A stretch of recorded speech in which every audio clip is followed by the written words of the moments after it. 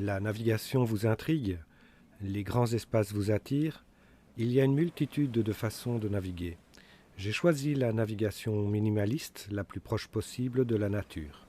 Avec mon romané, je navigue en mode slow life avec les low-tech en réduisant mon empreinte environnementale.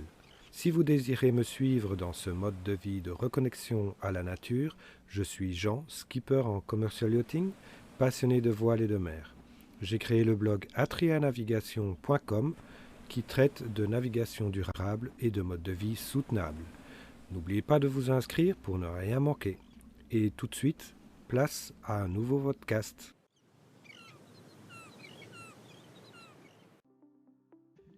Bienvenue dans ce podcast où je vais parler de l'utilisation de la radio VHF dans le cadre du SMDSM. Alors pour bien travailler, il faut le bon outil et pour bien communiquer, il faut le bon équipement et connaître ses limites. Ce podcast est basé sur les publications officielles de l'ITU et de l'IMO, donc l'International Maritime Organization, sans oublier la division 240 pour tout ce qui est des dispositions nationales. La fonction principale de la radio VHF est d'émettre un appel de détresse, c'est sûr, mais également de gérer le trafic via les VTS, donc les Vessel Traffic Services, et enfin d'émettre un appel de routine. Les communications dans la bande VHF marine s'intègrent dans le cadre du GMDSS, donc le Global Maritime Distress and Safety System, ou le SMDSM en français, qui stipule que tout appel de détresse doit pouvoir être intercepté et traité de manière coordonnée. On voit donc bien que l'utilisation de la VHF est différente de celle d'un téléphone. Autre différence avec le téléphone, c'est l'écoute astreinte. L'AMO, via la convention SOLAS, définit le protocole de communication au sein du GMDSS. Elle impose entre autres la veille sur le canal 16. Alors remarque importante, depuis le 1er janvier de cette année, donc 2025, la division 240 impose cette veille pour les plaisanciers également. Il n'y a donc plus que les navires SOLAS qui sont astreints. La plaisance l'est également. Pour bien communiquer, il est nécessaire de connaître l'appellation du service que l'on appelle, et ainsi que son canal de travail. Les MRCC, donc les crosses en français, c'est facile, ils veillent tous sur le canal 16. Et particularité française, ils répondent aussi au numéro de téléphone 196, c'est important de le savoir. Il n'y a pas que les MRCC qui assurent la veille, il y a aussi les VTS. Alors ils ont eux leur propre canal de travail qu'il est impératif de veiller lorsque l'on navigue dans leur secteur. Les côtes hollandaises et belges par exemple sont divisées en VTS et changer de canal de veille quand on change de VTS est une obligation. Enfin, il y a aussi les autorités portuaires qui assurent une veille. Pour entrer dans un port de commerce, il est nécessaire, voire même obligatoire, de s'annoncer, comme à Calais par exemple, sur le canal 17. Vous pouvez trouver le numéro de ces canaux dans les pilotes côtiers, comme le bloc marine, ou les cartes marines, avec les sigles magenta correspondants. Dans les eaux intérieures, maintenant, le numéro du canal est signalé par un panneau sur la berge. Ce n'est pas tout de savoir à qui on s'adresse, il est aussi nécessaire de comprendre les limites techniques des équipements. Donc la radio VHF travaille dans la bande métrique qui va de 30 à 300 MHz et dans cette bande, une partie est réservée à la bande VHF marine qui va elle de 156 MHz à 162 MHz. Le canal 16 par exemple est programmé sur la fréquence 156.8 MHz. Une des limites de la radio VHF, c'est la portée de l'onde. Pour que les communications se passent, il faut que les deux antennes soient en vue l'une de l'autre. Une communication entre le cross-grinier et un voilier, par exemple, pourra dépasser les 30 000 nautiques. Par contre, une communication entre deux bateaux à moteur dépassera à peine les 10 000 nautiques. Pour pallier les limites techniques, le GMDSS a défini des zones et listé les équipements nécessaires à bord pour chacune de ces zones. En ce qui nous concerne, avec la radio VHF, ce sera donc la zone A1 qui va jusqu'à une trentaine de milles nautiques des côtes. La veille est assurée par une station côtière sur le canal 16, 24 heures sur 24 et 7 jours sur 7. Au-delà de cette zone A1, la certitude d'intercepter un appel de détresse émis en VHF n'est plus garantie. Et si vous naviguez dans le golfe de Gascogne de la Bretagne à la Galice, par exemple, eh bien vous sortez de cette zone A1 et vous naviguez pendant une grosse centaine de milles nautiques en zone A2. En zone A2, la VHF permet de communiquer avec les autres bateaux à portée VHF, mais plus avec une station côtière. Cette limite de la portée VHF doit donc être bien prise en compte lors de la planification de la navigation. Enfin, pour communiquer clairement, il faut utiliser ce que l'on appelle les marqueurs comme over ou à vous en français pour transférer la parole. Il faut aussi utiliser l'alphabet international pour épeler le nom du navire, par exemple. Fernand, Nicole ne seront pas d'une grande aide pour communiquer avec un navire battant pavillon Red Ensign en route de collision avec nous, par exemple. Maintenant, le GMDSS est international et la langue véhiculaire, eh bien, c'est l'anglais. C'est dommage pour nous, mais c'est ainsi. Alors, il y a deux types de radio VHF qui peuvent être utilisés à bord. Il y a la version fixe et le combiné portable. L'antenne de la version portable est plus petite et placée plus bas également, de par sa conception, que celle de la radio VHF fixe, dont l'antenne se trouve en haut du mât. La conséquence immédiate, c'est une portée restreinte pour la radio VHF portable. Ensuite, les puissances d'émission sont aussi différentes. Elle va de 0,5 watts à 6 watts pour la radio VHF portable et de 1 à 25 watts pour la radio VHF fixe. La bonne pratique veut que l'on commence à émettre en basse puissance. Si la communication ne passe pas, ou si elle est de mauvaise qualité, veillez à tenir la radio VHF portable bien verticale, et si la communication ne s'améliore toujours pas, la radio VHF portable passera en premier lieu en pleine puissance. Attention, cette action entraîne une décharge plus rapide des batteries.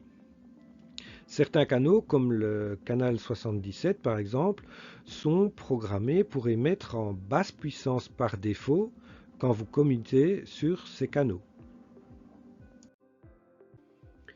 Si plusieurs radios VHF émettent en même temps, un seul signal sera envoyé vers le haut-parleur. Ce sera le signal reçu le plus puissant. C'est l'effet de capture. Pour émettre un appel de détresse et bénéficier de cet effet, il faut alors émettre en pleine puissance.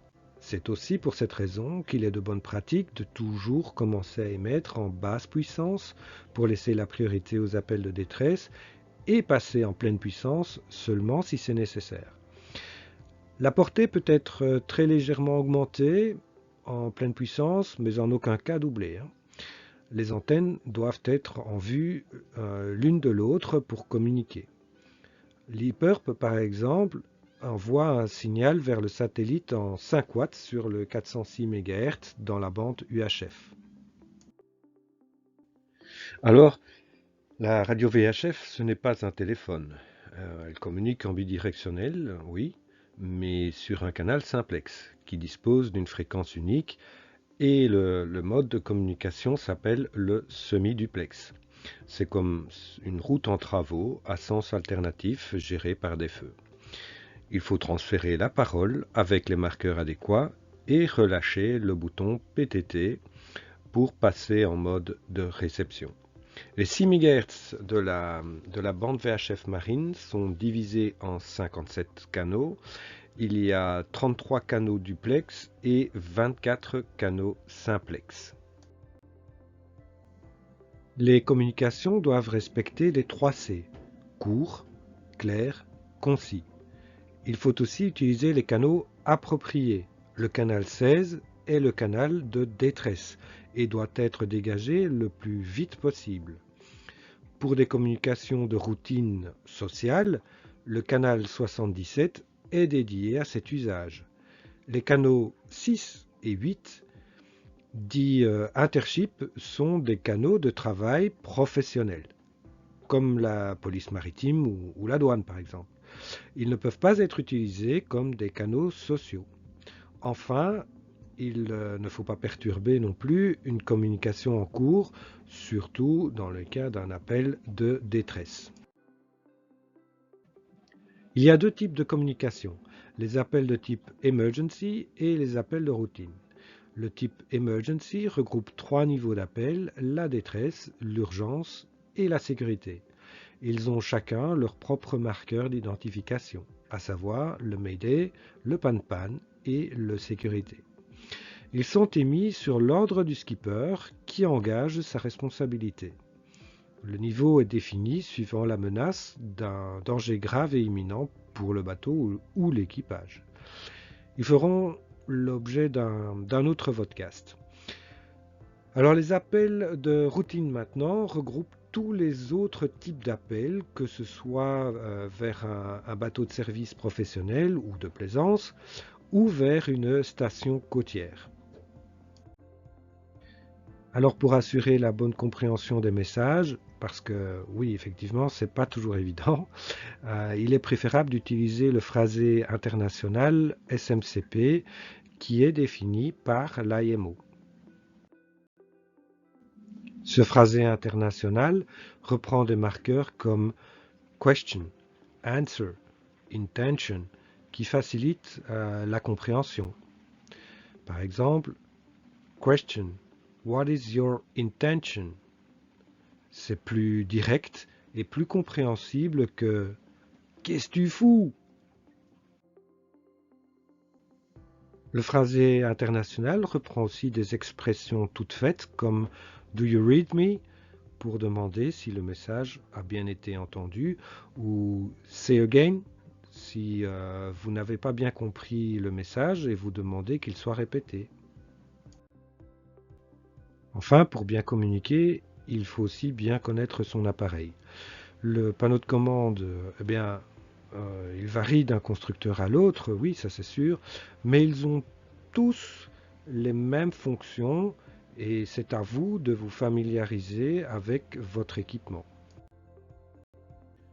Au minimum, il faut pouvoir identifier les boutons permettant de sélectionner les canaux, la puissance d'émission, le retour sur le canal 16 et le bouton PTT, donc Push to Talk, pour passer en mode émission. L'écran affichera alors l'information TX ou le sigle d'une antenne, suivant le constructeur bien sûr. C'est vraiment le minimum et vous pouvez inclure d'ailleurs cela dans vos briefings sécurité avec les nouveaux équipiers. Alors ces boutons sont la plupart du temps disposés sur le micro et sur le panneau de commande de la radio VHF fixe. Et puis il faut aussi pouvoir interpréter les informations affichées à l'écran. C'est très important. Identifier le canal de travail, comme ici le 72, le niveau de puissance d'émission, et s'assurer que l'appareil reçoit bien les coordonnées GPS pour la fonction ASN. Il suffit de quelques minutes pour se familiariser avec l'affichage en sélectionnant différents canaux et en faisant un test de réception avec le voisin sur le canal 77 ou la Marina sur le canal 9. Faites-le, ça vous évitera des sueurs froides à l'heure de l'utiliser en situation réelle. Pour être sûr de recevoir un appel dès l'allumage de la radio VHF, il faut s'assurer du bon niveau de squelch. Alors le squelch, c'est le réglage du seuil de réception via un filtre de bruit de fond. Ce bruit de fond est généré par le câble, les connexions de l'antenne au circuit électronique. C'est l'équivalent de la neige à l'écran de télévision pour les plus anciens d'entre nous. Si une station est reçue en deçà du squelch, elle ne sera pas entendue. C'est le cas de la position P3 sur ce graphe. Le niveau de squelch est trop élevé et le signal utile est filtré avec le bruit. En position P1, le bruit de fond n'est pas filtré et le haut-parleur émet un souffle caractéristique. Remontez le niveau de squelch à la limite du bruit de fond en position P2. Si un message est entrecoupé, il peut être judicieux de diminuer légèrement le niveau de squelch car l'amplitude du signal utile est peut-être juste au même niveau et donc la radio VHF coupe par intermittence le signal utile. Maintenant que les bases sont posées, nous pouvons passer à un appel de routine. Alors ce type d'appel n'a aucun caractère d'urgence. C'est un appel à destination d'une station côtière ou d'un autre navire dans le but de clarifier une situation. Pour passer un appel de routine, on place le micro bien en face de la bouche. Alors la distance est variable suivant le gain du micro de votre radio VHF. Pour le savoir, faites des tests sur le canal 77 avec votre voisin ou référez-vous à la documentation technique de votre appareil. Donc, pour passer un appel de routine, pressez le bouton PTT et attendez 1 ou 2 secondes avant de parler. Ceci pour être sûr que la radio VHF soit bien passée en mode émission. Identifiez en premier lieu la station appelée en répétant le nom 2 fois. Ensuite, vous vous identifiez avec le marqueur This is et le nom de votre bateau ou votre indicatif d'appel ou encore la combinaison des deux, que vous répétez donc 2 fois également. Alors terminez le message avec le marqueur Over pour transférer la parole et puis vous relâchez le bouton Push to Talk, donc PTT, pour passer en mode réception. Attendez 1 minute ou 2 pour avoir une réponse. En l'absence de réponse, vous pouvez bien entendu réitérer l'opération. Si votre message ne demande pas de réponse, utilisez dans ce cas le marqueur Out.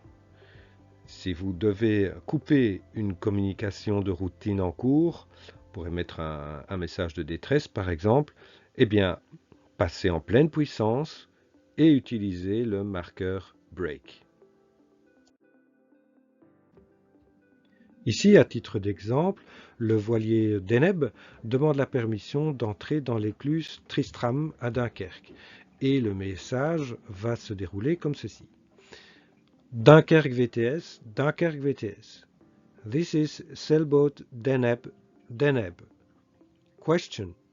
Permission to enter the lock. Over. Je relâche le bouton Push to Talk, j'attends la réponse du VTS qui me répond de cette manière.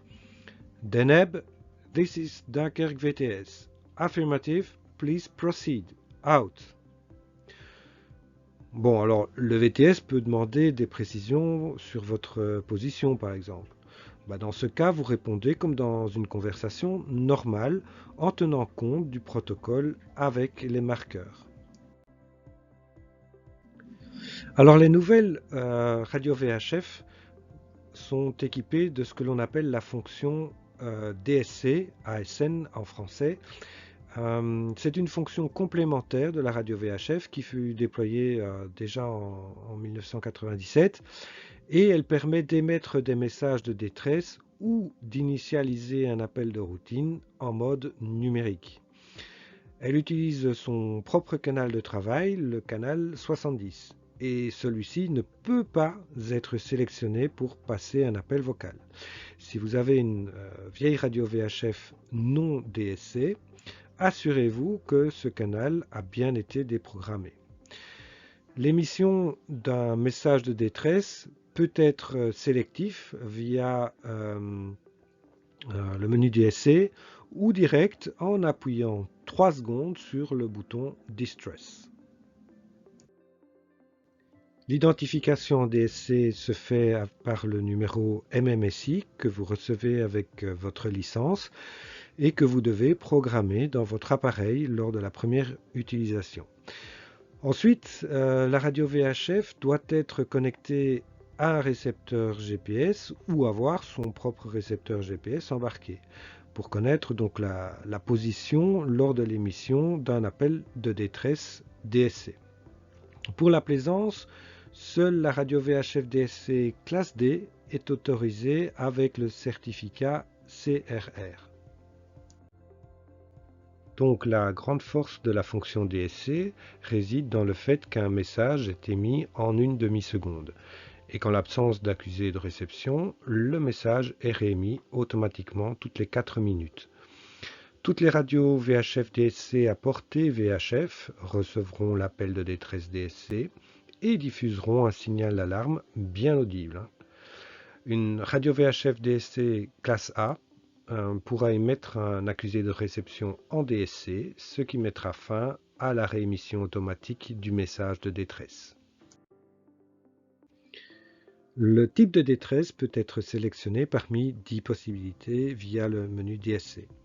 Plus le message est précis, plus efficace sera l'intervention Search and Rescue de la SNSM. Un 11e type de message de type non déterminé est sélectionnable directement via le bouton Distress en appuyant 3 secondes dessus.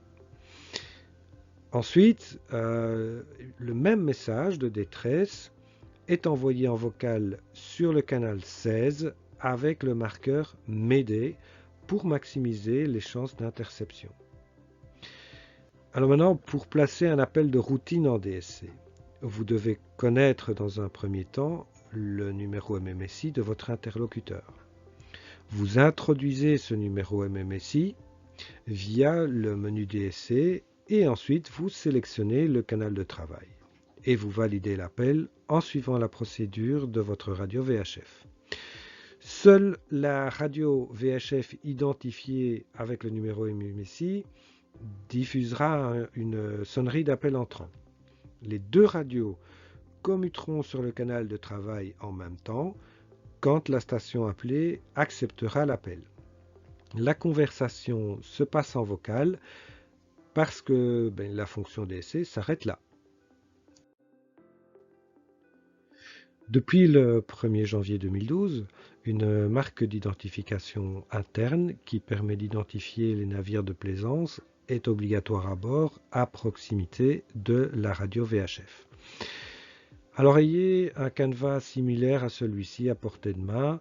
Il vous permettra de satisfaire à la règle dans un premier temps et vous aidera à rendre le message de détresse beaucoup plus clair en espérant bien entendu que vous n'ayez jamais à l'utiliser. Le déroulement d'un message de détresse sera vu dans un podcast dédié. Bien, ce podcast sur l'utilisation de base de la radio VHF se termine ici. Je vous remercie de m'avoir écouté et je vous donne rendez-vous dans un prochain podcast. Abonnez-vous pour ne rien manquer.